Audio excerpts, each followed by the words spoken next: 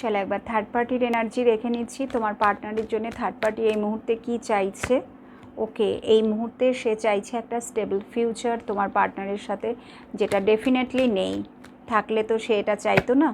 Yes, 10 of wands, একটা তো টানাপোড়ানের মধ্যে দিয়ে তার দিন কাটছে, তার মানে তাদের মধ্যে একটা ডিস্টেন্স চলে এসছে। 10 অফ ওয়ান্সের এনার্জি মানে যথেষ্ট প্রেশার, একটা মেন্টাল প্রেশার, ঠিক আছে, যেখানে নাকি হতেই পারে যে পার্টনারের সাথে তার সেপারেশন হয়ে গেছে, তোমার পার্টনার তার থেকে দূরে সরে গেছে, নিজেকে দূরে সরিয়ে নিয়েছে, দুজনে এখন আলাদা থাকতে শুরু করেছে, বা হয়তো একই ছাদের তলায় থেকেও সেইভাবে সে আর ইনভেস্ট করছে না যেভাবে সে এতদিন করতো, ঠিক আছে।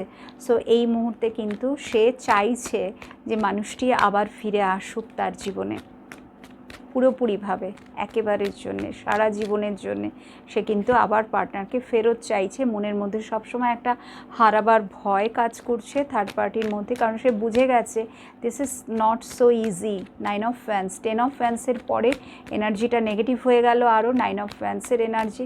তো এই মুহূর্তে সে বুঝে গেছে যে এতটাও কিন্তু সহজ না, ঠিক আছে, তোমার পার্টনারকে ফিরে পাওয়া বা পার্টনারের সাথে একটা যে ফিউচারের স্বপ্ন সে দেখছে, সো এটা কিন্তু পসিবল না, সেটা সে বুঝে গেছে।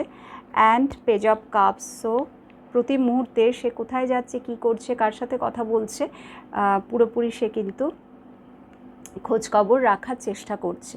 বিকজ সে জানে যে যে মানুষটির সাথে সে সম্পর্কে ছিল এতদিন ধরে, যদি ম্যারিড পার্সনের সাথে তুমি ডিল করছো, সো ডেফিনেটলি তার হাজব্যান্ড বা ওয়াইফ কোথায় যাচ্ছে, কার সাথে কথা বলছে, যতটা সম্ভব খোঁজখবর রাখার সে চেষ্টা করছে। ইয়েস, তো দেখো কত, এই যে সাফোকেশন, 8 অফ সোর্ডস, সাফোকেশন, তো ডেফিনেটলি সে ভালো নেই।